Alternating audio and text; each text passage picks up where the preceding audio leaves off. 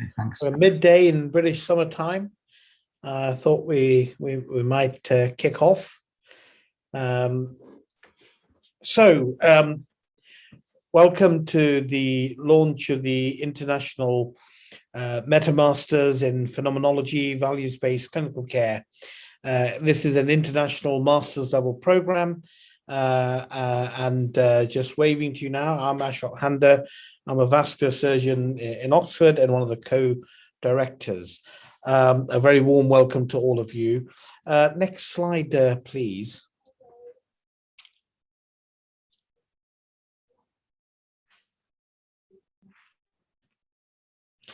So, housekeeping, I'm going to just welcome you and tell you a little bit about our program, and then I'm going to hand on to my co-directors, Guillaume Messers and Bill Fulford, and then you'll have an introduction to the faculty and a long period for question and answers.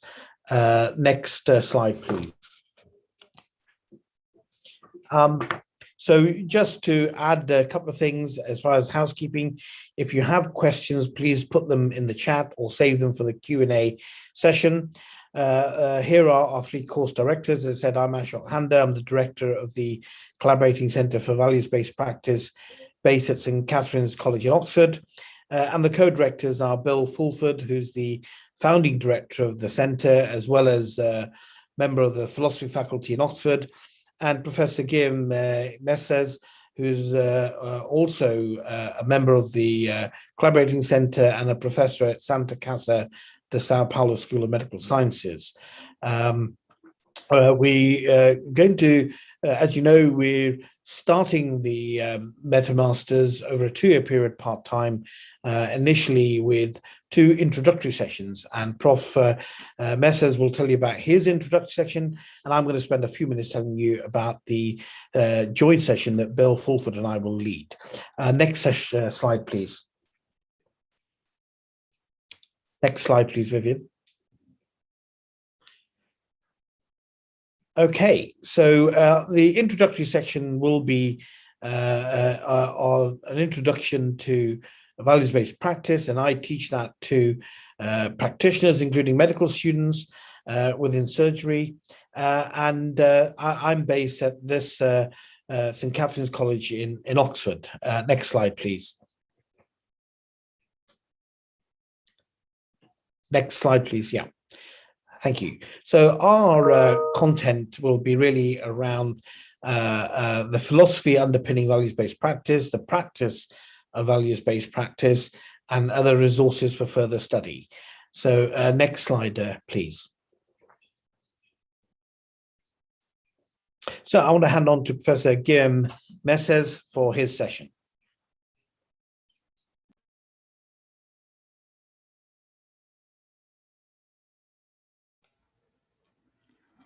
Well, thank you, Ashok. Good morning, good evening, and good time in this moment, whenever and wherever of the world you are. I'd like to welcome you all, directors, faculty, and students of this first edition of the International MetaMasters program. As one of the directors of the program, I'd like to say a few initial words, just to show you what this innovative and original and exciting, I might add, initiative is all about. I will make this initial presentation a bit from a personal perspective, just to show how this idea came about historically and where we'd like to get to with you. Well, the concept for this program was born from the intersection of 2 long-held ideas and I might say long-cherished dreams with a historical opportunity. Ironic as it may seem, as things usually are in life, the pandemic, by blocking the chances for international travel so far at least, opened room for this unusual acceptance of remote education, which I expected is has no way back.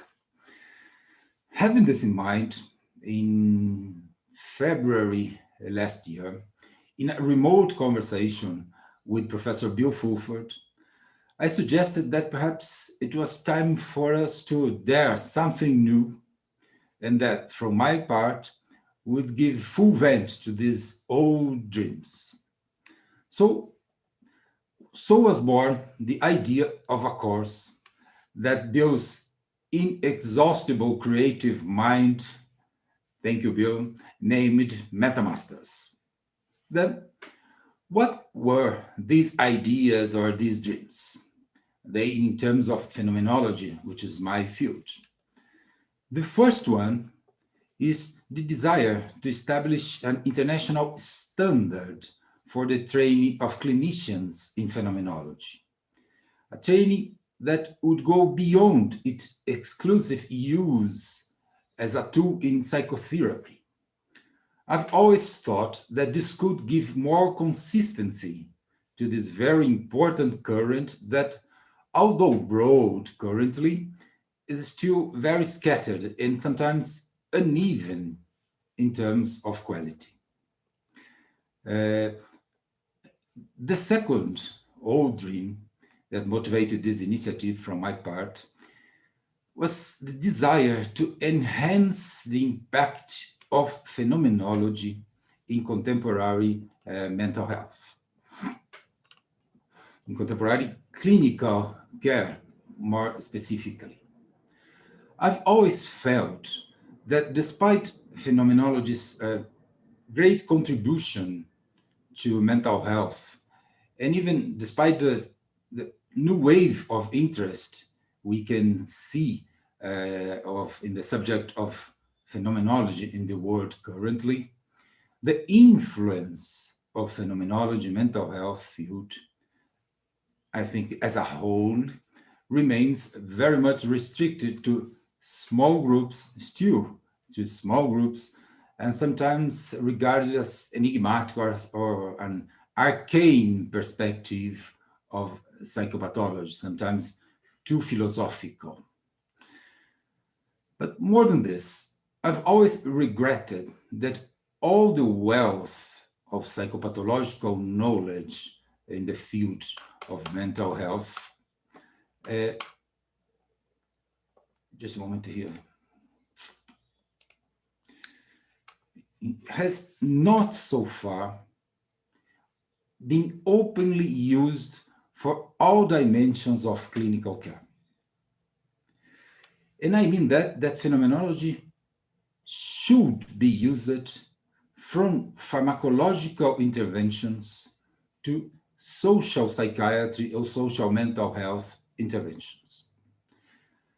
As I will try to demonstrate in my upcoming next month masterclass, I defend that this can be done, the improving of the influence of phenomenology in mental health, through the notion of a dialectical phenomenology. Dialectical phenomenology is key for this ambition.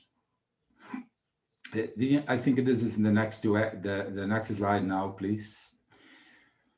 To accomplish this, I wanted to build on two successful experiences in terms of phenomenological training and international initiatives with the Values-Based Center. The first one is our 400-hour master's program in phenomenological psychopathology held here in São Paulo, Brazil, where I am now, at this program, which I had. And we are now in the 80th year of this program, very successful program. Many of the students and alumni are here today of this program. The second successful experience was the 216 INPP conference, organized and held by me here in São Paulo, along with Bill Fulford and Professor Giovanni Stangelini, who's also here with us today, in which we brought more than 300 delegates from all over the world to São Paulo. So my intention was to bring together the expertise of those people who are still with us as members of the faculty, with the enthusiastic interest of our students to build a new idea, to build a new course. To carry out this idea, I needed a little help from my friends, and I was indeed very lucky. At that time, Professor Bill Fulford invited me to join the Values-Based Center, so as a lead for Brazil of the Values-Based Center. And the Values-Based Center who's sponsoring as well this initiative. Since then, I've been able to count on the invaluable support of this internationally renowned institution and more, and drawing on its expertise in bringing together people interested in mental health and humanities from all over the world. This was crucial. But even more crucial was the moment when Professor Ashokanda, director of the VBC, joined us in the project. That was from the very beginning, I must say, adding to our intentions of building this course, his ability to conceive and carry out such a project. The approach, from my perspective, the approach with the VBC allowed me. Just a moment, Christopher is saying he's not sure if everyone can hear. Can you hear? Yep, we can hear you. Yes, we can hear you. Can. Okay, okay. Yeah, I can hear. Yeah, local problem. You can continue talking. Good. The approach with VBC allowed me to get to know and develop more of what phenomenology had offered for me until then. That's very important. With the expertise of values-based practice, and more recently, shared decision-making, I've been able to see how phenomenology can participate in the most cutting-edge mental health agenda of a person-centered care. This is what I'd like to share with you in the next 2 years. In this context, we created this new concept in mental health training, the International MetaMasters in Phenomenology and Values-Based Clinical Care, in this context, we created this new concept in mental health training, the International MetaMasters in Phenomenology and Values-Based Clinical Care. So what is our intention with this? In a nutshell, I could say that our intention is bringing together clinicians, researchers, and all those interested in the intersection between clinical care and philosophy, not only from phenomenology, my original field, but also from distinct fields, as you see in the program and faculty. We conceived the first cycle of this program as a first step towards an in-depth training in mental health, which can comprehend simultaneously the clinical practice and the philosophical foundations of mental health, offering a program that balances these two essential perspectives for a qualified training in mental health. In this way, we will hope to build together with all of you, pioneers like us in this new project, a community that embodies the values of plurality, complexity, equality, self-determination, freedom, and above all, democracy. A democracy intertwined with high-level technical training and philosophical principles. In the next slide, Viviane, just like to conclude by introducing the people without whom this project would not have come to light. First of all, the manager of this project, Viviane Pontes, who since INVP 216 has been showing her tireless and kind competence. Along with her, I thank also the kind and competent support of Matteo Elacote and Mihir Sheth. I end up again welcome you all to this first cycle of MetaMasters, International MetaMasters in Phenomenology and Values-Based Practice. And thank you for your attention. And I'd like to invite now, I think, Bill Fulford for his words. Thank you very much. Thank you, Guillaume. Bill, you're up next. My presentation is an overview, which I think is similar to some ways in Guillaume has just presented as a very excellent overview of the program. I wanted to dig down into a bit more detail. My first slide just reminds you that we do have a lot of detail already on the website, metamastersonline.com. And Viviane and me here are developing a new website, which will give even more detail and that we will be using for the running of the course. So I won't go through the details that are on the website, but if I could have the next slide, Viviane. So we've called it a MetaMasters because it's bringing together people working at master's level or above, both in clinical and in phenomenological and philosophical courses, to add an extra layer. So if you can imagine each of our courses as faculties that we'll be talking about in a moment are like the depth dimension of what we're learning, but we're adding to that depth dimension a cross-sectional dimension of international experience. So it's adding that extra level of international experience to individual faculty programs that makes it a MetaMasters rather than just a master's program. Next slide, please. Next slide, Viviane. So you've already met the three of us as course directors, and at the top here, Guillaume and myself are respectively working in phenomenology and philosophy.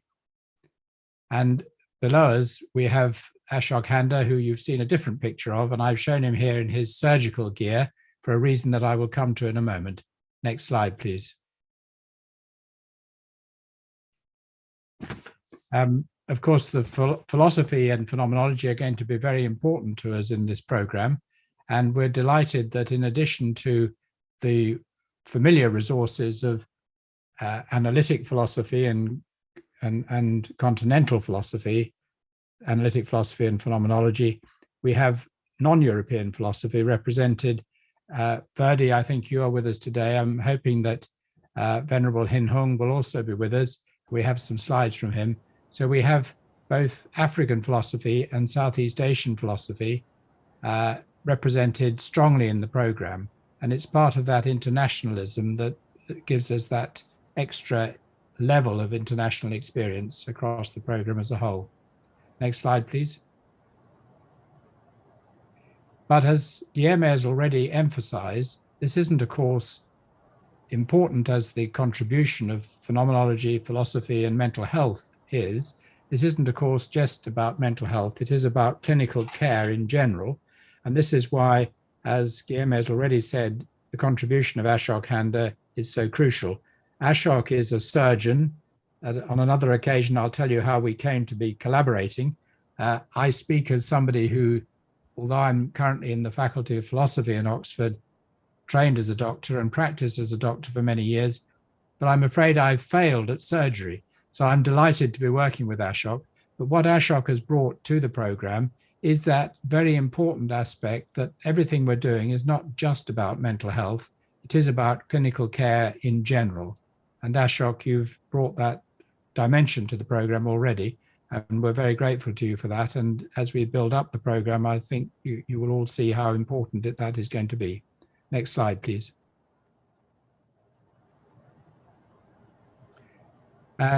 Guillaume, you were going to mention dialectics, and this will become important in the program. And Guillaume, I think you're going to be working on this in your own masterclass.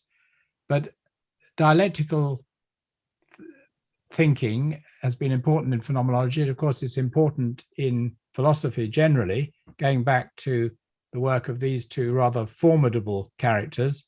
This is George Hegel and Johann Fichte, who between them really brought, thank you, in our thesis, antithesis, and then a synthesis. So a thesis is about the relationship between science and philosophy. And one idea is that when we have enough science, we don't need philosophy. This rather famous physicist, Stephen Hawking, in one of his pronouncements said, philosophy is dead. which is an odd thing to come from a theoretical physicist, as Stephen Hawking was Lucasian professor in Cambridge, because in Oxford, at least, the links between theoretical physics and philosophy are very strong. In the faculty, we have 60 full-time faculty members, of whom 20 are working on philosophy and physics, 20 are working in philosophy and psychiatry and the cognitive neurosciences, and 20 are generalists. So philosophy certainly isn't dead in Oxford, but this is one idea of the relationship between science and philosophy, that once we have enough science, philosophy disappears and is no longer needed. Well, Hawking was a very clever man, but I, of course, don't agree with him about that. What about the antithesis to this? Could we have the next slide, please? So one way of representing the antithesis to Stephen's idea that philosophy is dead is that when we have enough philosophy, we don't need the science, and that at the very least, philosophy should be an antidote or some kind of remedy for the ill effects of relying on science. We've seen this in our own field of philosophy and phenomenology and clinical care, with a view that now we have evidence-based medicine, we really have got all we need, but evidence-based medicine has failings, and phenomenology can be an antidote to the supposed failures of evidence-based medicine. So we have the thesis that we can have science without philosophy. With the antithesis, we have philosophy without science. And that brings us to the synthesis that sits behind this course. Next slide, please. So the synthesis is that we're creating, as Guilherme has described to us, what amounts to a new science.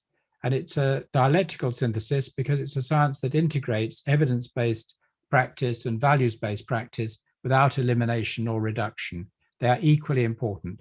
The book on the left is a foundational volume in evidence-based practice written by David Sackett in Oxford when he was the founder director of the Center for Evidence-Based Medicine. The book on the right is a training course that Ashok Handa and his colleagues in surgery have developed. It's a template for any clinical area, and it's of course about values-based practice. So this bringing these two together side by side illustrates the synthesis of ideas that we believe sits behind this course.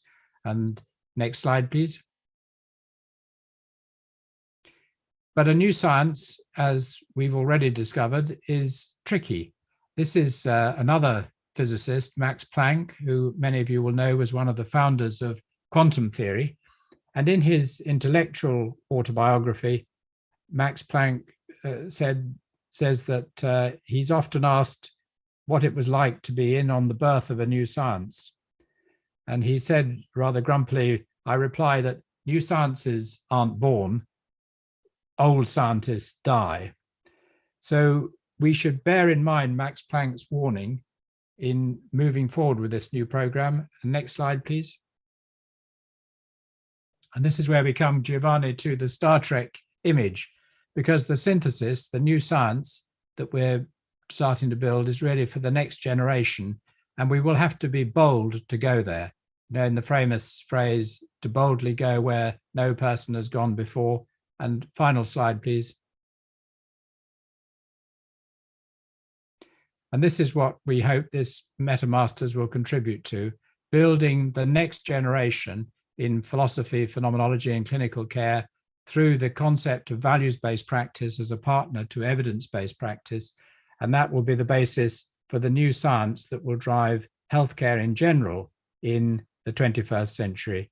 Thank you very much. Thank you, Bill.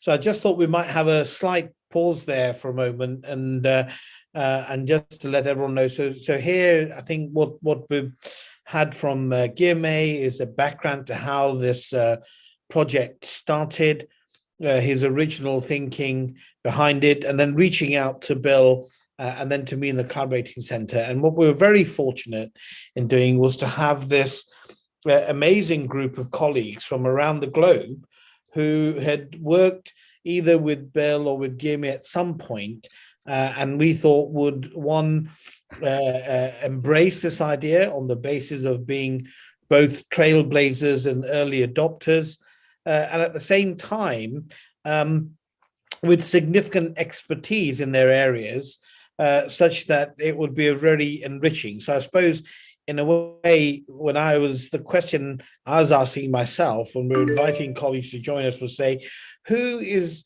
the person that I would want to spend time listening to, because I know there's so much I would learn from them. And so what we're going to field for you over the next hour or so are the people who think are true leaders in this thinking across the globe, and we're so lucky and fortunate to have them, but we're also very lucky and fortunate to have all of you as participants in this inaugural cycle. And if I can just tell you that we have students also from across the globe. We've got 45 from Brazil, 5 from Poland, 19 from Italy, a handful from the US, also South Africa, a dozen or so from the UK, but also colleagues from Colombia, Ireland, Chile, Philippines, China, Ghana, Australia, Finland, Norway, and a number who haven't told us yet where they're from. But we very much hope that as the program develops and you come to the interactive sessions, that you will have a network, not just from the faculty from across the globe, but even more importantly, a network of co-participants from across the globe. And so just really to signal to you that we view both the faculty and the participants as this really true network, and hence our logo for the International MetaMasters of looking around the globe. Now, I think Mihir will tells me that the slides are now going to be working rather better, and what we've planned for you for the next 60 minutes or so is short introductions from our faculty, and each of them are going to introduce themselves, their institution, and just to give you a flavor of what their masterclass is going to be about, as a little mini taster to you, and hopefully enticing enough to attract you to come to all of those masterclasses. And we've deliberately made this program such that it's practical for you to attend from wherever you are in the world, over a very minimalist time commitment over the 2 years. And we are having a break halfway through to get feedback from you on how things are going. So I'm going to invite the first of our faculty, Anna Burquist, to introduce herself. So Anna, over to you.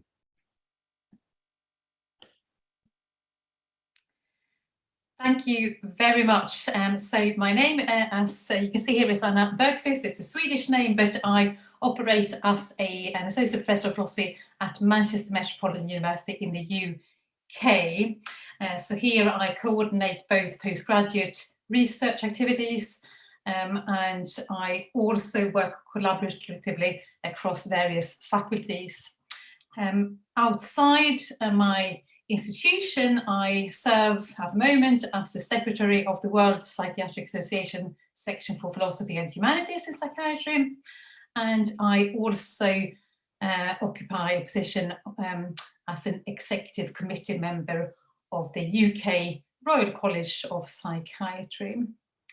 And in relation to the faculty programme, I serve also as convener at the Values-Based Theory Network at St. Catherine. So I have been working with both Ashok and Bill for many years. My institution, which is Manchester Metropolitan University, is situated in the northwest of England. It's a fairly new university, and it prides itself with innovative research that matters to people and their communities. So on this slide, I've just given you the details of 2 projects that I am currently involved with. On these projects is that the projects in question, they also inform the topic of my masterclass, which is all about lived experience as mechanism for agency, both morally speaking, but also in terms of social epistemology in clinical care. So I currently run a 4-year project in philosophy and public mental health, which focuses specifically on relationality in understanding the notion of subjectivity. It does so in 2 ways. So first of all, there is a focus on the impact of patients as stakeholder experts or experts by experience, rather than individual vulnerability to mental ill health. So this is not an opposition to genetic psychiatry, for instance. It's very much one of bridging the gap. And secondly, I am involved in quite a large grant funded by the UK National Institute for Health Research. And this is a major 4-year project which is focused on improving the so-called Black experience under the Mental Health Act. And as part of that, I have a real interest in agency, in understanding precisely how we think about racialized experiences and so forth. Next slide, please.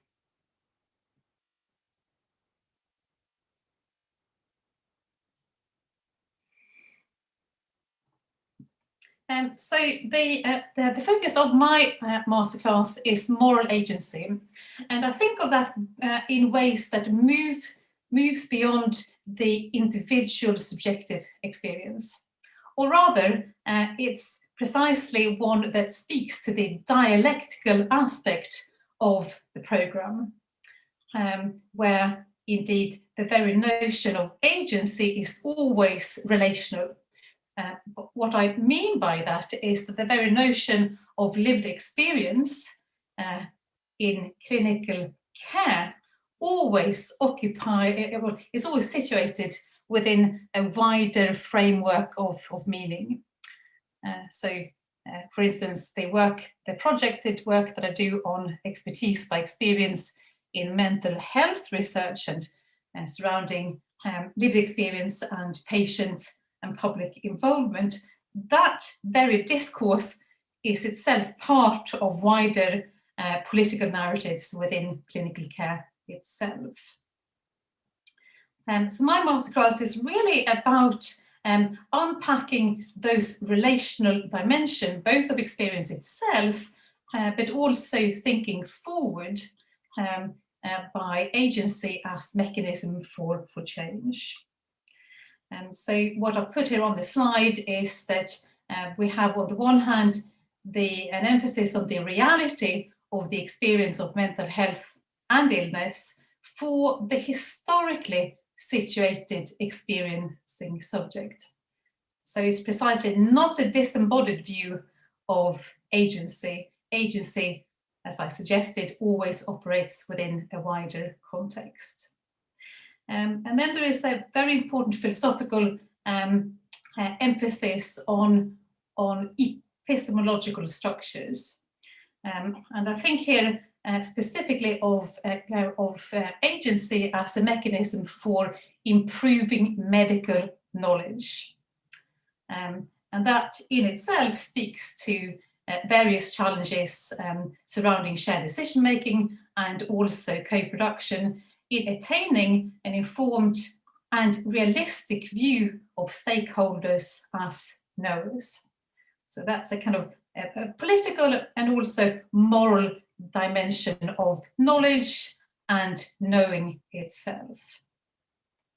And then the course will draw out precisely the implications of these discussions for improving practice. So I think of this as values literacy and perspective taking in medical education and professional development. And that is itself something that partly serves the function of destabilizing received wisdom as to what counts as the pervasive way of understanding some point of view, destabilizing various meta-narratives as to how the dialectical experience is to be understood. And that in itself, I think of as mechanisms for addressing both epistemic injustice and also hermeneutic injustice in articulating both mechanisms for patient empowerment, but also that of peer support in self-management.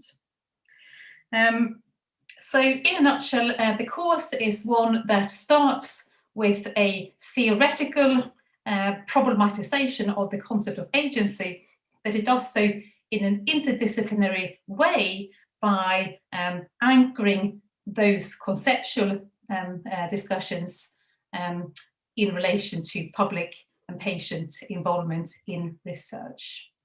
So it's very much a combination of that personal, subjective dimension of phenomenological practice and that of science more generally, and thinking dialectically of that as mechanism for improving science.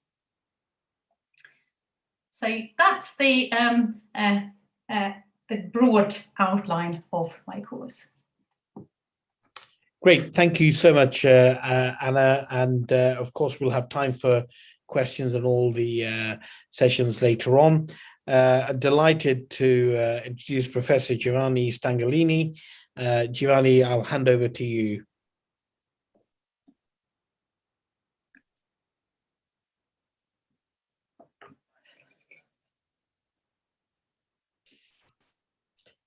Just waiting for.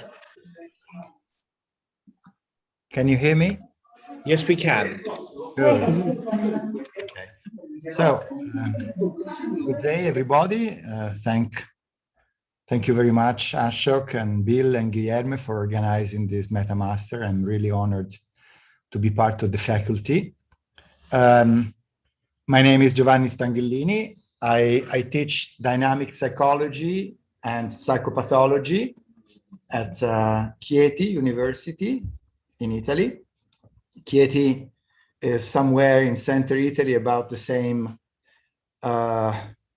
level or latitude as Rome, but on the Adriatic Sea. That's where I teach, but I live in Florence, and now I'm talking to you from Florence. And in Florence, I run the postgraduate school of phenomenological dynamic psychotherapy that I founded about 10 years ago with my colleagues here in Florence. As you can read in the slide, my main research interests are phenomenological psychopathology and philosophy of psychiatry. What does it mean? It means that I'm basically interested in describing the kind of life world people affected by mental disorders live in. What is a life world? A life world is the world as it appears in straightforward cognition, the world as we experience it from the first person perspective. And my research is about describing the life world inhabited by persons with schizophrenia, major depression, borderline condition, and eating disorders. And my masterclass will be on the life world of persons with eating disorders. I published some papers on this topic, and I wrote also a few books basically centered on this topic. And I'm very proud to say that I was one of the editors, together with Bill Fulfer, who was the leading editor, Verdi, and Tim Thornton, of the Oxford Handbook of Philosophy and Psychiatry.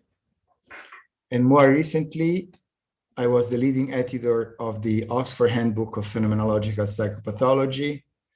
Anthony Fernandez, who is here with us today, is a co-editor of this handbook, and Marcin, who is here with us today, contributed with a chapter to the Oxford Handbook of Phenomenological Psychopathology. Next to my academic appointment, may I have the previous one? I still have to finish my previous slide, just a few seconds. I work as a psychiatrist and psychotherapist in my private office in Florence. Next slide, Viviane, please. Thank you. A few words about my institution, the D'Annunzio University in Chieti and Pescara. It is a huge university in central Italy, which includes teaching programs for students in psychological basic sciences and clinical psychology, enrolling about 5,000 students. I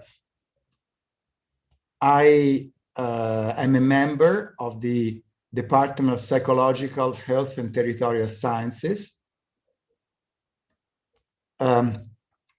which was born some 10 years ago from a scientific education and service project to the territory and the community.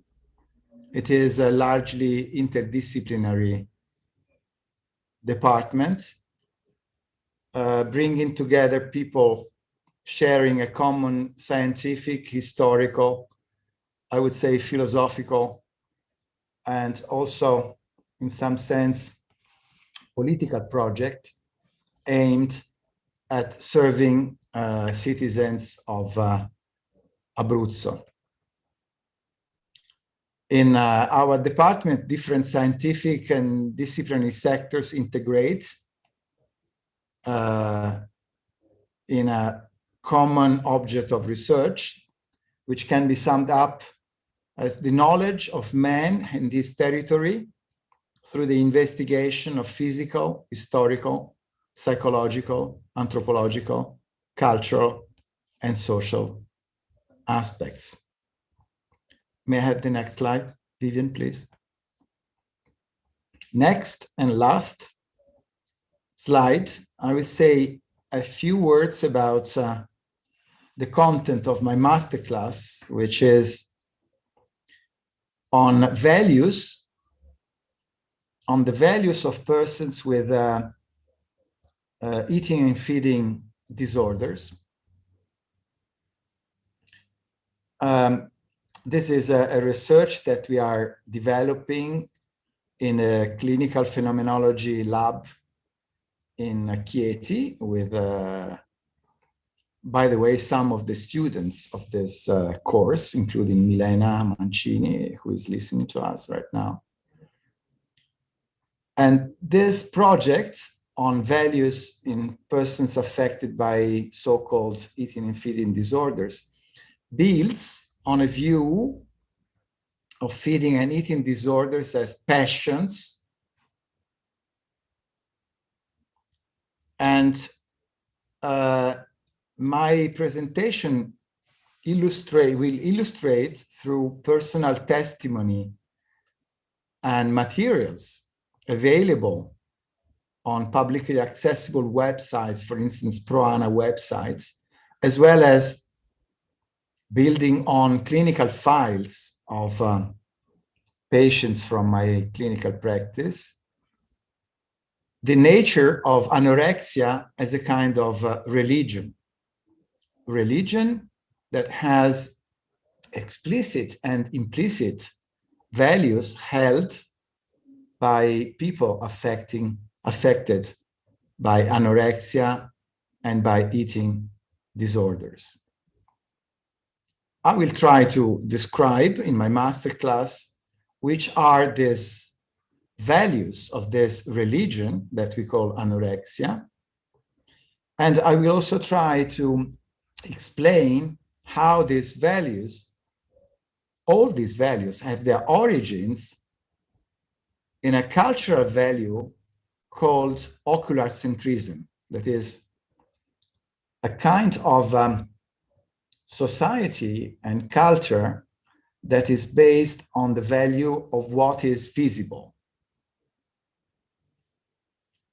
In my masterclass, I will also show the limitations. Giovanni, you have 1 minute left. Right, and there, the limitations of this approach, but also further development, and especially clinical development and application of this model. And I will also outline the general phenomenological model within which the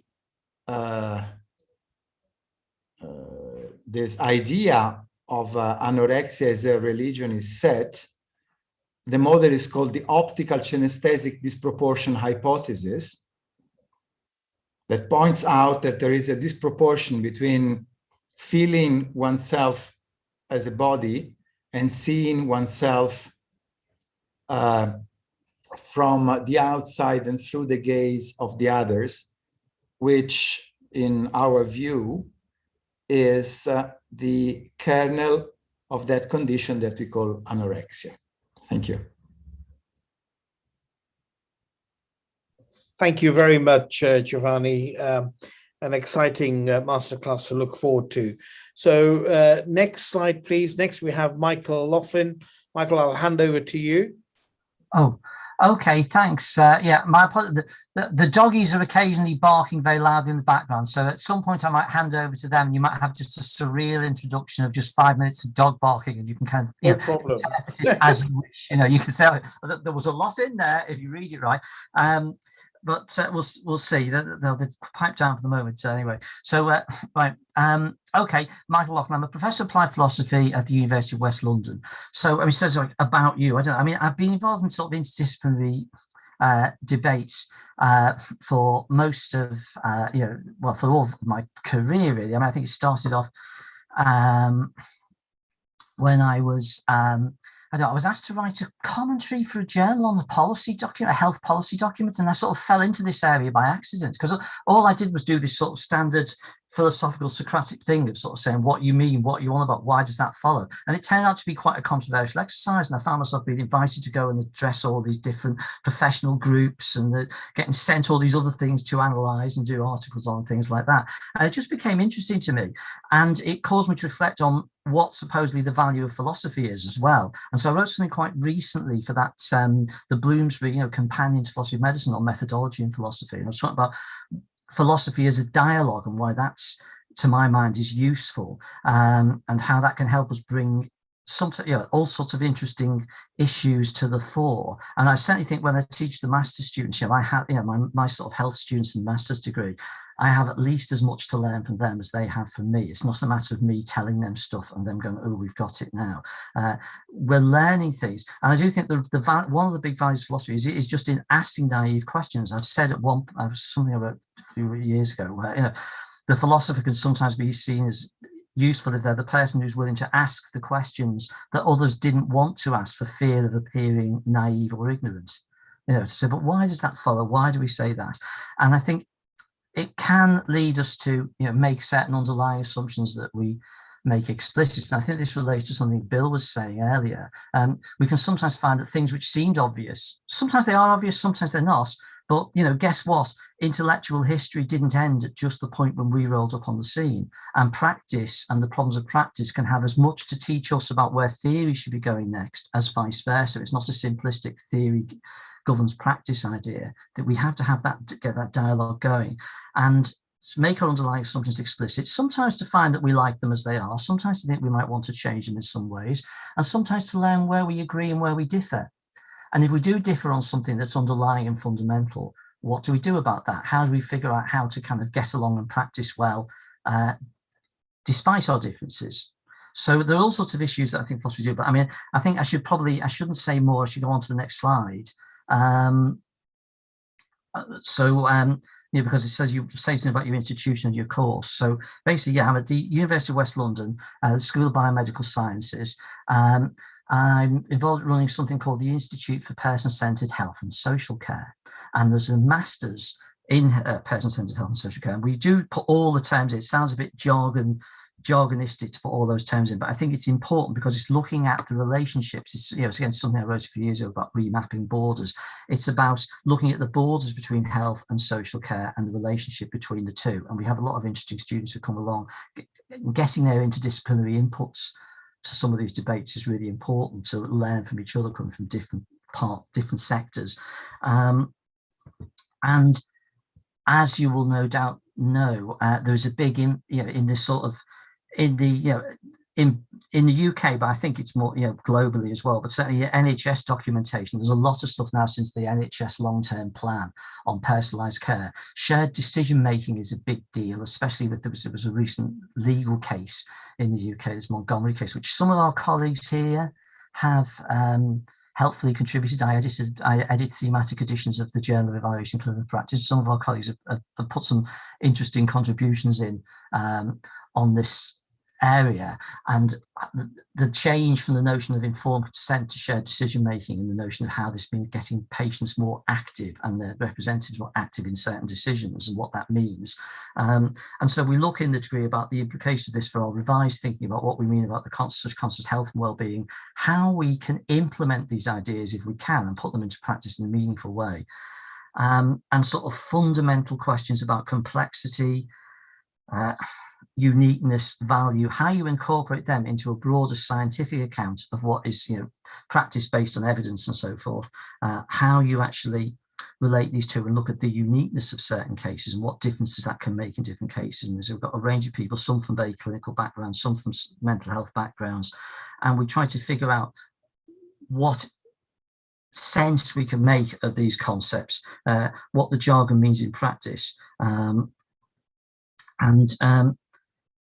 It's surprising to me, given that this is such a big deal in terms of policy documents are pushing this, that there's only 2 master's degrees in the UK that are addressing this. There's one in Edinburgh and one in London that are actually addressing this issue of person-centered care and what it means and how it relates to these issues of values-based practice and phenomenology. So I think, I could say more, but I think I should not keep people too long. I'll try and move on to the next slide if that's okay. So yeah, I talked to Bill about what he wanted, and he said he felt the title "Concepts of Person-Centered Care" was the best one. we have different understandings of what it means to be person-centered.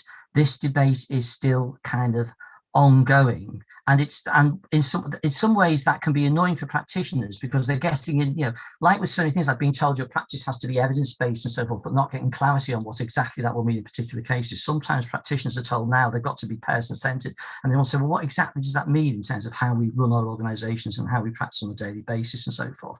And there are different understandings of it, but in a way that's good. It's a challenge because it means to some extent the concept is up for grabs and we can still help to define what it is, and to have an influence on what it is, and what's going to mean in practice. So there are issues about, there's a big thing about patient empowerment. So sometimes the term patient-centered care is used and sometimes person-centered care. And one of the things people say is there a difference between the two? Sometimes they're used interchangeably, sometimes they're not. So we just got to kind of map how the language is used here. But certainly the move to person-centered came about because of this notion of patient empowerment, that we want to look at the agency of people who are receiving clinical care, for instance, that we want to think about 1 minute to go, Michael. 1 minute to go, okay. And so, the relationship between evidence and value. There are various models of person-centered care. So what I've just edited an edition on person-centered care, a volume on it, and some people there were criticizing certain approaches to person-centered care for being too consumerist. If you think of a certain way in which evidence, if you think of practitioners supplying evidence and patients supplying values, there are issues and problems with that, which we can talk about in some detail in the thing and the actual presentation. And so things like relational models of the person, How we build in, importantly, in person-centered care, the persons of practitioners. What about practitioners' values and their perspectives? How are they built into the process of shared decision-making?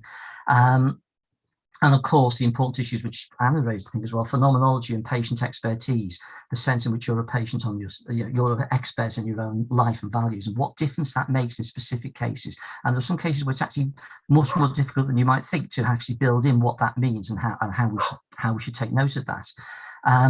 And generally, the negotiation of value differences between the carer and the practitioner, where we have them, where we have different approaches, how do we spell them out and make them clear and understand each other and move forward? So there's a number of issues that it's worth talking about. The dogs is barking now, so that's signaling that perhaps I should come to a close. It's difficult to stop, Michael, I'm afraid, so we'll carry on. Thank you so much. Next, we're delighted to have the Venerable Hin Hung, who's going to talk about Dharma therapy. So next slide, please. Hello. Handing over to you. Hello, I'm Hin Hong from Hong Kong. Of course, I'm a Buddhist monk, ordained under the Mahayana traditions, meaning the type of traditions that flow to China and Japan and Tibet. I'm also one of the lineage holder of Lin Qi and Huayang school of Chan meditations. Basically, I'm more or less supposed to be a good teacher in meditations. Apart from being a Buddhist monk, I helped the University of Hong Kong started the Center of Buddhist Studies. I also served as one of the directors for 10 years in the center. Currently, I'm officially retired, but I am still the senior fellow of the center and chairman of the Master of Buddhist Counseling program. I have published books on Buddhist counseling and psychotherapy. We did a lot of research into meditation using neuroscience research methodologies like EEG and fMRI. We published some papers on what happened to your mind when you meditate, when you do mindfulness practice. And we also we published some papers on how your minds work when you chant repetitiously or the religious names of your beliefs. And I also do Buddhist education for high schools. And the current research work I'm working on is called Awareness Training Program, Dharma Therapy. Awareness Training Program is a group-based interventions. We integrated Mahayana Buddhist teachings into psychotherapeutic interventions, a group-based intervention, and we call it Awareness Training Program. We published a paper on that, and the talk that I will be introducing to you is called Dharma Therapy. It's also a one-to-one therapy for people with psychotherapeutic problems, and basically that's what I do. Okay, and I also do some Buddhist teaching research, like the Guangdong Yuga Yimhao is the part of Buddhist teachings. So I do a whole lot of things, but the thing that I think that you would be most interested is on Dharma therapy, which I'll be introducing to you a little bit after the next slide. Can I have the next slide, please? The institution that I'm working for is the University of Hong Kong. Of course, the University of Hong Kong is one of the top universities here in Asia. And I work in the Center of Buddhist Study in the university. This center I'm one of the founding fellows. We founded the center back in 2000, in the year 2001 and 2002. And in the center, we promote the study and research into all aspects of Buddhism and how Buddhism is relevant in today's world. Of course, you know Buddhism is one of the oldest religions, more than 2,500 years. But is still relevant in today's world in many respects, not only as a religions, but now there's all very popular all over the world, the practice of mindfulness. Of course, that came from Buddhism, Buddhist teaching or Buddhist practices. The center that we are working on, the Center of Buddhist Studies, is one of the largest Buddhist study center in the world. We offer a PhD program. We have 2 master level programs, one Master of Buddhist Studies and one Master of Buddhist Counseling. I think the Master of Buddhist Counseling program is one of the, I think there's one similar program in the University of Toronto, integrating Buddhist teachings and psychotherapy or psychology. And we are the other one in the world that offer a master program in Buddhist counseling. Apart from the Master of Buddhist Counseling program, we also have a professional diploma on Buddhist counseling, where we train and equip the students to become professional Buddhist counselor. And this is a new program. We just launched it last year. This is all very new to us, and obviously is also rather new to the world. I'm very happy to hear Bill or Professor Fulford mention that the evidence-based program and integrating that with value-based practices. We are integrating evidence-based practice with Buddhist teaching-based practices. We just have 1 minute to go. Okay, so the next slide, please. And the material I'm teaching or introducing to you is the Dharma therapy, which is a therapeutic model based on Buddhist enlightenment experience. During the talk, I will briefly introduce the theoretical foundation of the therapy and explain how the Buddhist examination of suffering and the path to ending suffering could be applied in a step-by-step manner during counseling. So there's 7 steps that into the therapy, and we are now applying it in the clinical practices and with very encouraging results. And there's now 2 centers in Hong Kong that is using Dharma therapies as a mean to help people with psychotherapeutic, also with psychological difficulties. So that's what I have to say. And there's 7 steps to Dharma therapy. If you are interested in how Buddhist teachings can be integrated into therapeutic interventions, then come and listen to my lectures, and I hope that it will be enlightening to you. Thank you. Thank you, Venerable Hin Hung.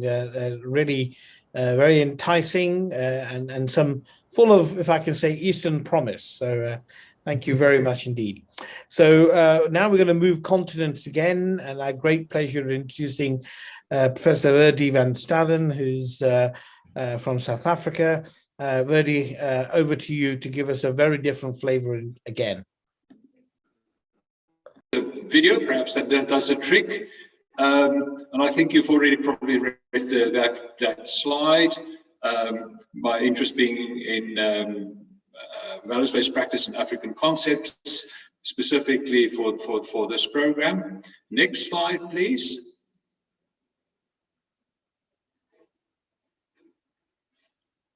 Next, yeah, thank you. So about the University of Pretoria, where I'm hosted, this is one of the large research-intensive universities of South Africa with more than 70,000 students. I'm directing a program in philosophy and ethics of mental health, a master's program, with students from various places in the world, participating through distance learning or e-learning, whichever term you prefer. Just some of the topics of current and recent PhD students that I have been supervising, various very interesting topics, I reckon.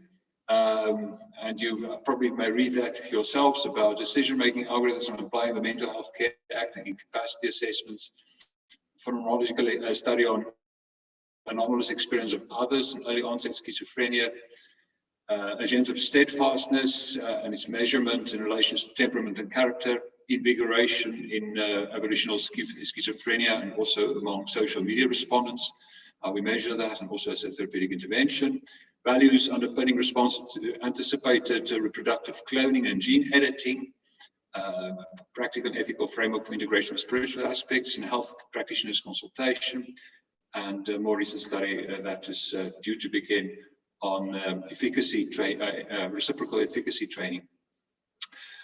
Next slide, please.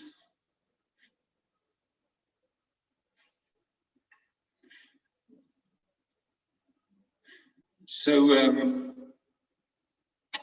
the content of the masterclass will be introducing you to various African concepts, specifically Ubuntu, Batupele, and Indaba. And these concepts will be applied to clinical case studies as an extension of values-based practice, bridging individualism and communitarianism, and articulating processes for practical decision-making, particularly when values clash. The clashes may be, of course, between clinician, patient, family, community, and society. And the idea is to do so without adopting some kind of ethical relativism or without proclaiming whatever, I'll do whatever the patient wants, or then alternatively, as some practitioners sometimes feel themselves compelled to do, is to say, well, I offer this, take it or leave it, which is basically both would be ways to sign up to some kind of eroding the integrity of professional integrity of what one actually stands for as a practitioner. That's all. Thank you very much. Back to you, Ashok. So, Ashok, one of the challenges of being a clinician is that your life is unpredictable, and Ashok's just been called to deal with something and has asked me to take over.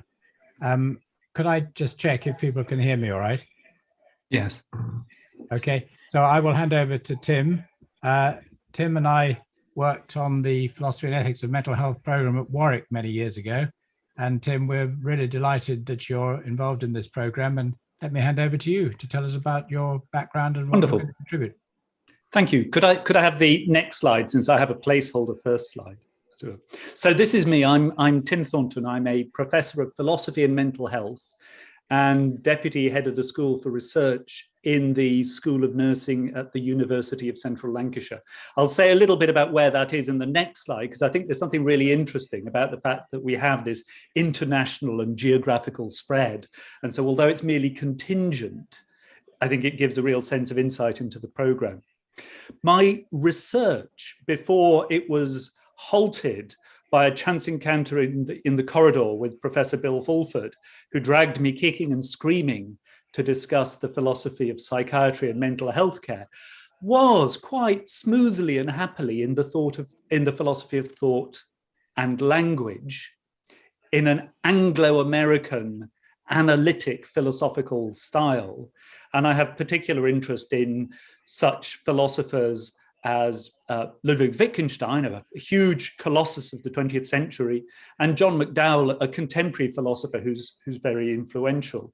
The reason for mentioning them is that they advocate a non-reductionist approach to philosophy and what we might find out there in the world. So although I hail from a philosophy of science department originally, my work tries to stress the idea that there are features of the world that are real, whether or not they can be reduced to a natural scientific account. And that influences the work I do on conceptual issues in mental health care. So I'm broadly interested across the board, and I've given some examples here. I'm interested in clinical judgment, in whether there could be such a thing as ideographic judgment or ideographic understanding, and what, if any, its relation to narrative understanding might be.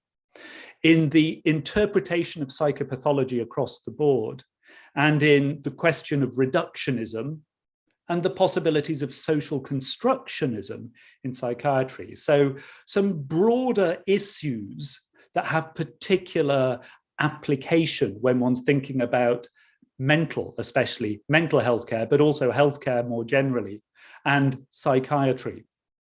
And I've listed some books here to really basically just to re-stress the way in which my philosophy of mental health work is grounded in a certain sort of philosophical stance. Could I have the next slide, please?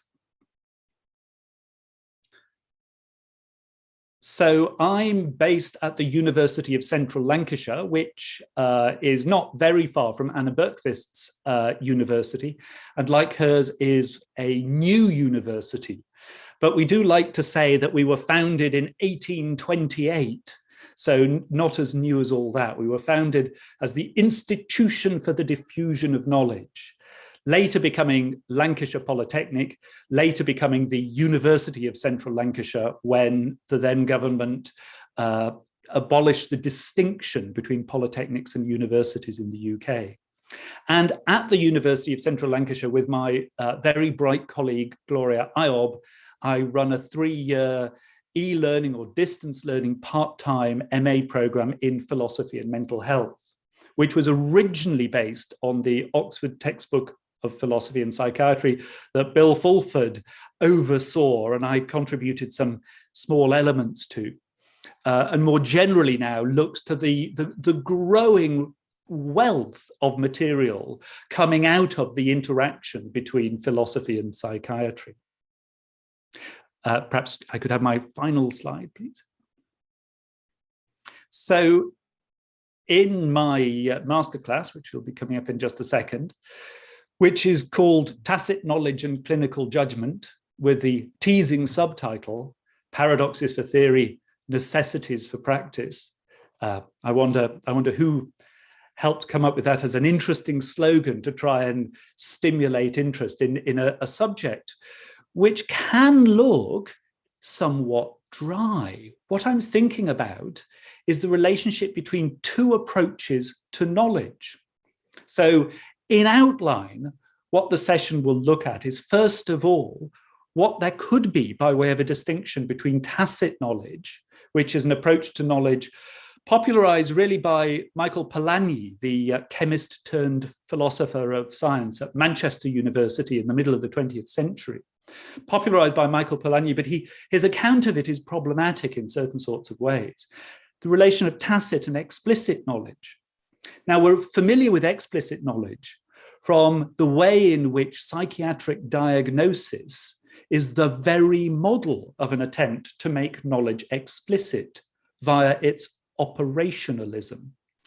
So I want to think a little bit about how that might work and how successful that could be, and raise at least this possibility, a possibility that has been stressed by quite a number of psychiatry critics of operationalism in psychiatric diagnosis, which is, despite the attempt to make all the knowledge explicit, there remains a necessity for a tacit dimension in diagnosis.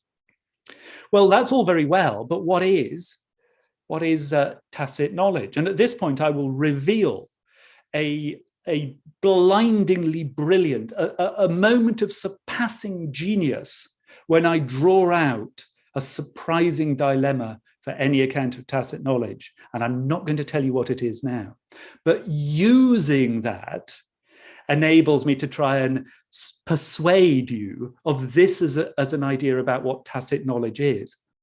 It's conceptually structured. So it's something that happens at the level of the whole person. It depends on being a possessor of concepts. But it's context specific. One's concepts can only be actualized in the context.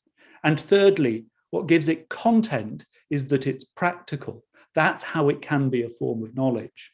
And then I will try and articulate how this solves two issues that might naturally fall out of puzzlement about psychiatric diagnosis. And below, in order to, like a snake oil salesman, I've put some spurious, as it were, qualifications to lead the session below. But it'll be huge fun. Anyway, okay, thank you.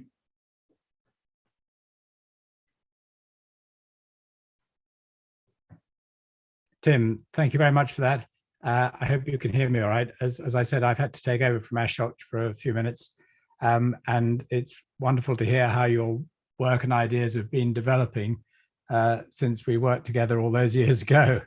I hand over now to Marcin, if I'm pronouncing it correctly. Marcin was with us in the faculty in Oxford.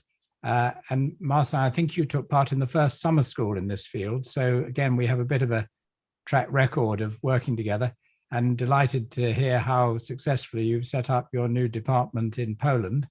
And over to you to hear about you and your program and your masterclass. Thank you very much, Bill. I hope you can hear me, and hopefully you can see me as well.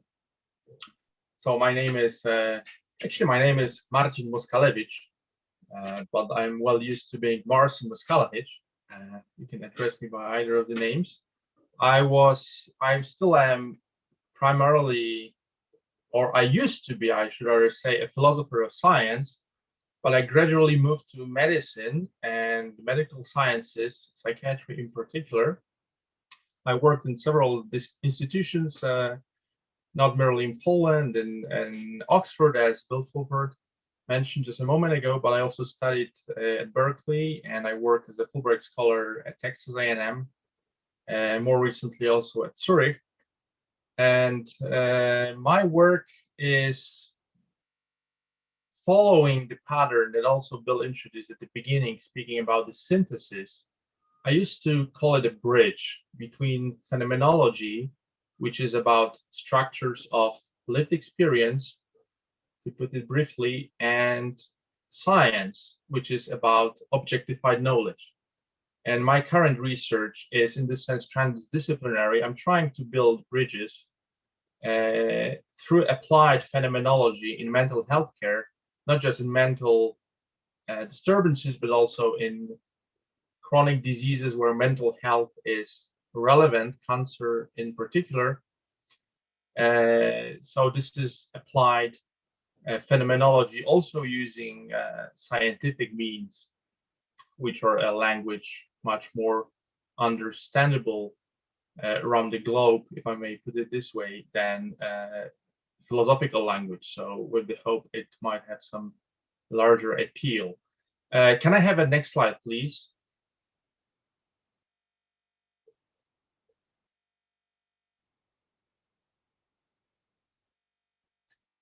So a few words about my institution. My principal institution is Poznań University of Medical Sciences, which is in Poznań in Poland, Western Poland. As you can see on the little map, is somewhat halfway between Berlin and Warsaw. And that's a public school, public medical school. And it means something different than in the United States. It's mainly in Eastern Europe. In Poland, it means it's better than a private school. But we also have a private, we're also on the market. We have a lot of international students. It's pretty international from all over the world. Altogether, we have about 7,000 students and about 1,000 internationals, and they become graduates practicing medicine all over the world. Most of them from Taiwan, Sweden, Norway, Germany, United States, Canada. And within this school, I run a unit which is based in a larger department of social sciences. The unit is specifically working in philosophy of psychiatry. It's called Philosophy and Mental Health Unit, and it is the first of its kind in Poland. We're trying to implement values-based practice and phenomenological psychopathology in the teaching curriculum as well as in research.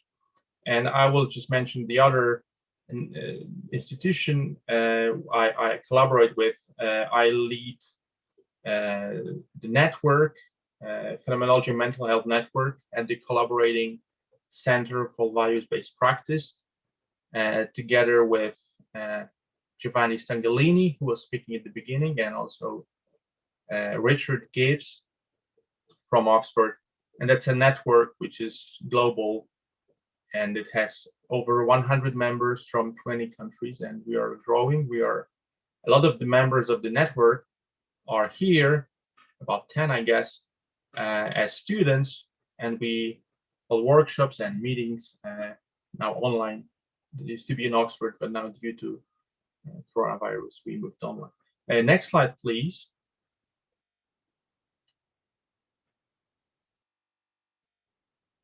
So I'm scared I'm running out of time, and I'm going to speak about time, and that's what my master class is going to be.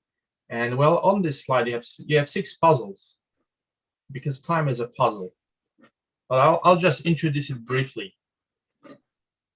When I say time is a puzzle, it means even if we intuitively feel what time is, once we think about it, we get lost, because the concept has several meanings that overlap. So if you look on the upper left, these are gifts. Some of them should be moving. I'm not sure if they're moving on your screen. But the Earth that's orbiting the sun and it's spinning, as we are talking right now, is the one sense of time, which of course is responsible for our circadian rhythms. If you go to the slide below and you see the calendar and the clock, you speak of time in a different sense, in the sense of some objectifying measures. But the fact that our bodies are regulated by the cosmic rhythms is independent of what we think about time, of whether we think about it or not, because it's all unconscious. Then in the middle, you should see a little child growing old. I'm not sure if it's moving. It doesn't move on my screen. But this is a different time yet. It's a biological time of growing older. If you could go back to my slide. We're all getting older, and we have a certain biological age. This is the age of our bodies. But regardless of that objective, if you like, biological age, we also may feel as being of a different age. So I'm 40, by the way, but I can feel 20 at times, and I indeed do, but there are days when I feel like I'm being 60. And this felt sense of how old I am is not determined by my biological age. So it's yet a different meaning of time.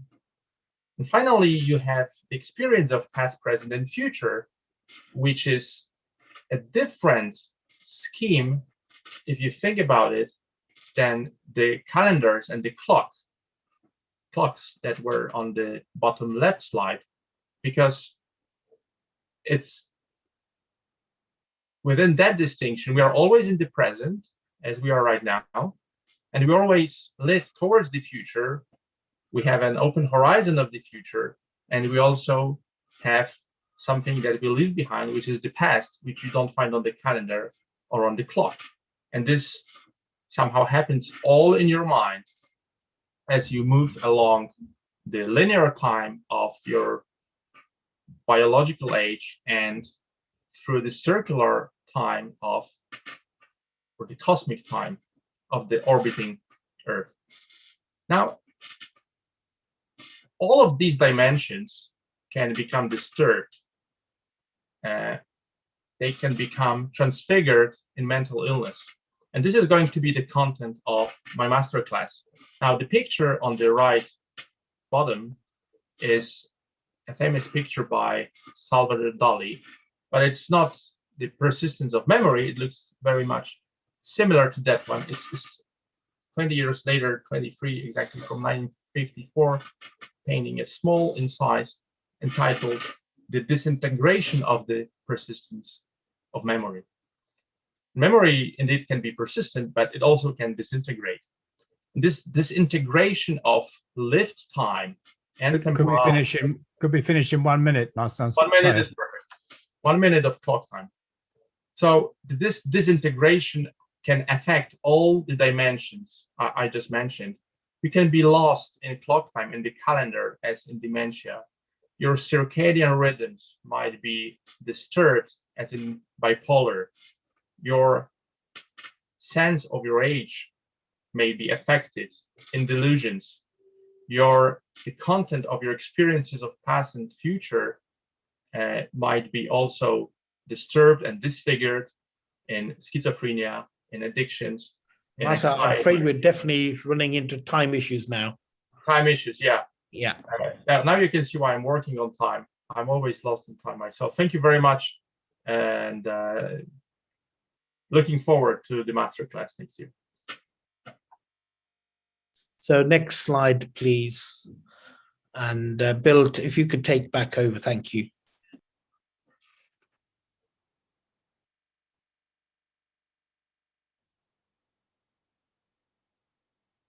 So Adriana Hollande, if you want to take over, thank you. Hello, can you hear me? Yes, we can. Okay, thank you very much. I'm very grateful to be here and very honored with you. I'm a psychologist. I work as professor of the Federal University of Paraná in Curitiba. Here in Brazil, I'm editor-in-chief of 2 journals, one on phenomenology and another one of clinical psychology. And I work with several topics, mainly phenomenology in Husserlian way, clinical psychology, and other subjects like psychology of religion, epistemology, and history of psychology and phenomenological research. And finally, with health disease processes, psychopathology, and mental health. Next slide, please.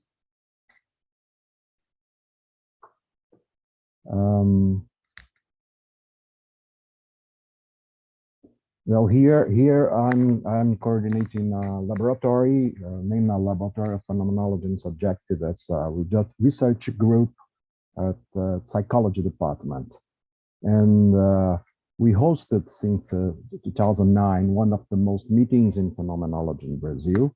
I invite all of you to be with us in July in the 3rd International Congress of Phenomenology and Psychology. Next slide, please. I will try to discuss with you my content of masterclass, and namely phenomenology as probabilities to a clinical psychopathology. I will try to discuss with you phenomenology as a criticism of traditional clinical models of psychopathology and therapeutics, in direction to bring reflections about suffering and crisis, in the way of the idea of the sufferer exists reading Paul Ricoeur. We try to discuss clinical psychology as a care of the suffering being, and we understand phenomenology as an epistemological approach to think about health disease processes, mainly in the direction of the subjects by normality and disease, reading Georges Canguilhem. So I'm very grateful to be with you. Very thank you. Wonderful. Thank you very much, Adriano. That's going to add a very important dimension to the program. And finally, I'd like to hand over to Anthony Fernandez, who is speaking to us from North America. Anthony, over to you. Hi, everyone. Can you hear me okay? You're coming through loud and clear. Perfect. So I'm still kind of waking up. It's about 8 in the morning here. But I'm Anthony Fernandez. I'm an assistant professor in the Department of Philosophy at Kent State University, which is in Northeast Ohio near Cleveland. And I'm also a part-time research fellow in the Faculty of Philosophy at the University of Oxford. So while all of my background is in philosophy, I've been working in the area of philosophy and psychiatry probably since the end of my undergraduate degree and through all of my graduate career. So again, while all of my degrees are in philosophy, pretty early on, I started collaborating with psychiatrists and clinical psychologists. And as Giovanni mentioned earlier, I'm also the co-editor, one of the co-editors of the Oxford Handbook of Phenomenological Psychopathology, and have contributed a few different chapters to that volume. So the main area that I've worked on here, although some of my work focuses on phenomenological studies of specific disorders like depression or bipolar disorder, most of what I've done is focus on broader methodological issues and how we can take resources from philosophical phenomenology and then apply those resources to fields outside of philosophy. And the main approach that I take here is figuring out how we can use the kind of conceptual clarification that phenomenologists develop to inform or guide research and also practice outside of philosophy. So most of that has looked at how phenomenological research might inform or guide psychiatric research, psychiatric classification and diagnosis. But more recently, over the past couple of years, I've also been involved in a collaborative project with Dan Zahavi on phenomenological applications in nursing. And now some of that is also kind of veering back towards psychiatry and also neurology. So thinking about how we can use concepts from phenomenology in order to better understand patient experience more broadly. So I think we can jump to the next slide.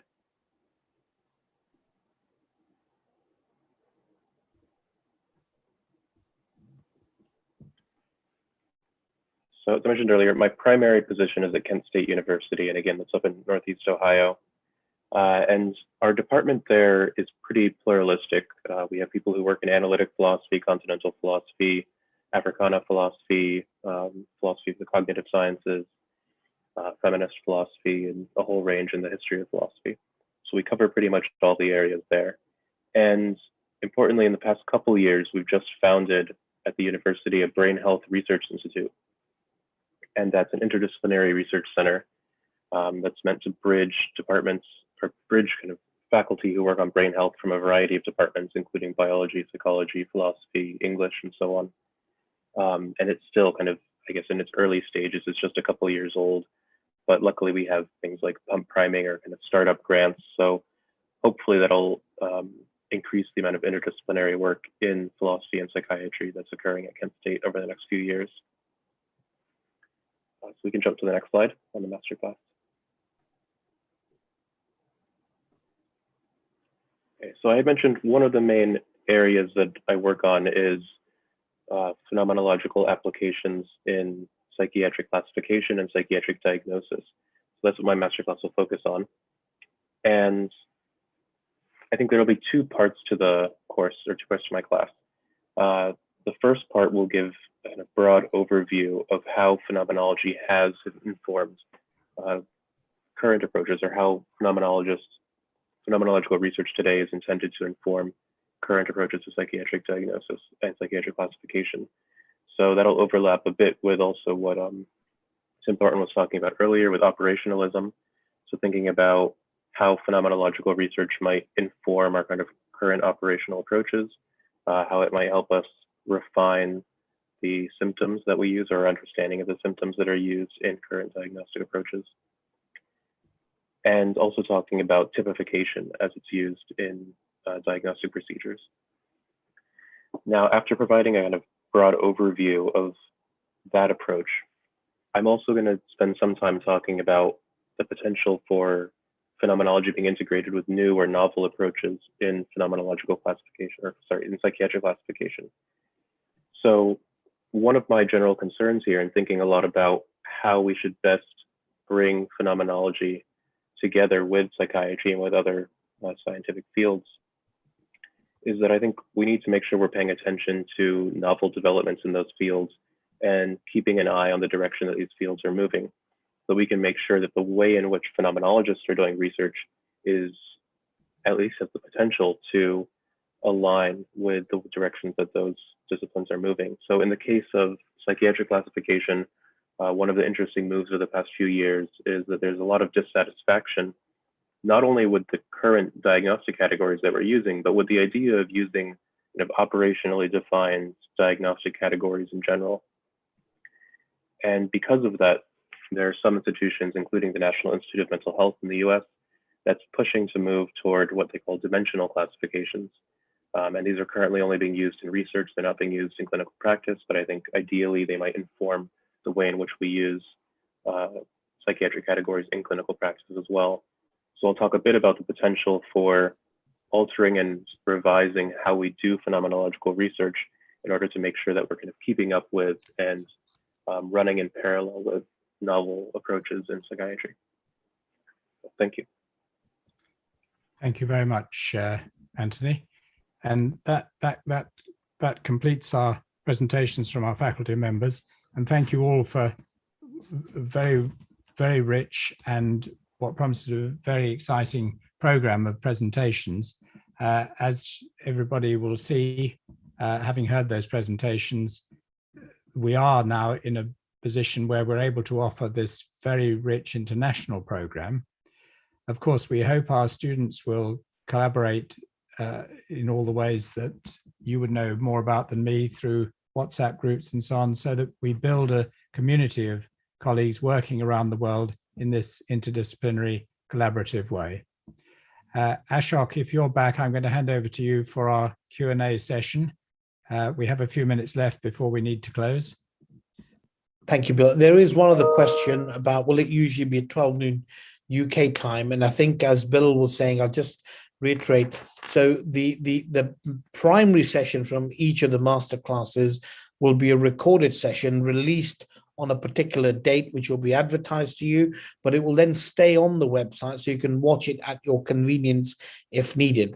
And then for each of those master classes, there'll be 2 interactive sessions, and they're carefully timed to make it convenient for people across the world, because we are concerned that we don't want to make it inconvenient just because you happen to be in Hong Kong or in Sao Paulo or in Warsaw or indeed in London.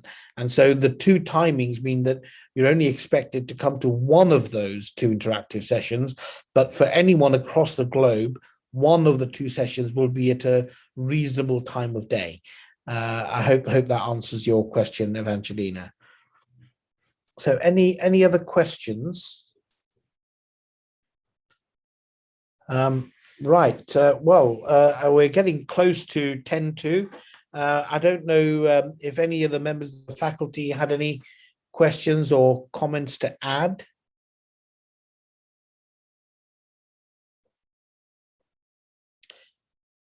Well, if not, it remains for me to start the closing remarks. What I wanted to say was that we've had about 120 participants registered, of which over 100 were able to join us today from all across the globe. It's very exciting for us to see this range of students with very different backgrounds, but a common interest. And at the same time, I now know, having heard the faculty speak about what they're planning in their MetaMasters, that we were right in picking this faculty and in them agreeing to join us, because each one of those masterclasses I now know for sure I personally would want to attend and will be attending. So really delighted, a warm welcome to all of you. I hope you will see this as a new frontier, and as Bill said, to boldly go into it. So I'm going to hand over to Guilherme, and then the final word to Bill after that. So Guilherme, any closing remarks from you? Okay, thank you, Ashok. I guess there's still one question, Ashok, if I may, that may be relevant to all the audience. Camilo asked us if there are going to be any readings to do beforehand, if they are going to be sent. Yes, before each masterclass, we will be sent some material to either for reading or for preparing somehow to the masterclass session, to the interactive sessions. So in due time, Viviane is going to send you all this material. Well, moving to the closing remarks, I just like to highlight this idea, to highlight this. This is a pioneering idea of bringing together a wide community and for a sort of a specific and enriched training, which puts together and kind of merge distinct perspectives so that we can build a new sort of clinician and researcher and in mental health, which is able to both understand the philosophical foundations of the activity and the skills for a correspondent clinical practice, clinical care, which can respond to the main challenges of contemporary 21st century mental health. So I hope to see you soon. I'd like to say also that we are open to suggestions, we are open to exchanging opinions, since we are building on our experiences with you to sharpen these new experiences. And I hope everyone can feel satisfied and feel enriched with these experiences. Thank you, Guilherme. And over to you, Bill. Well, thank you, Ashok. I think everything has really been said, but I'd just like to reiterate our thanks to Viviane and me here, and also to Matt Ellicott, who's done some work on this in the background. Of course, to our faculty, as course directors, we're very grateful to you all because we're conscious of the time zone challenges apart from anything else. And you know, in the UK, we have a saying, if you want something done, ask the busiest person you know. All our faculty are incredibly busy people, and we're very grateful to you for your support and for this program. I think we would also like to thank, we have some academic sponsors who will be contributing to the resources for the program, academic resources, the International Network for Philosophy and Psychiatry, the Philosophy and Humanities section of the WPA, and the Philosophy Special Interest Group at the Royal College of Psychiatrists. So if I could add our thanks also to them for their support so far and in the future. And as Ashok and Guilherme have said, we're very much looking forward to meeting and interacting with everyone over the coming 2 years. Thank you. Thank you, Bill. Again, you thanked all the people we needed to, which is very kind. And also just to say, look, you know, we will be in touch. And as Guilherme said, if there's something you think we need to be doing that we're not, tell us. And if we can do it, we will. And we will be in regular touch with you. And it's just a shame that with what's going on around the world that we're not able to meet, but we very much hope that by the time we get to the concluding conference, that we will, at least for some of us, to be present in the same place. And we have an exciting venue organized by Guilherme for our final conference. So looking forward to meeting you, networking with you. Thank you for your time today, and hope you have a good rest of day or evening or morning or night, wherever you are.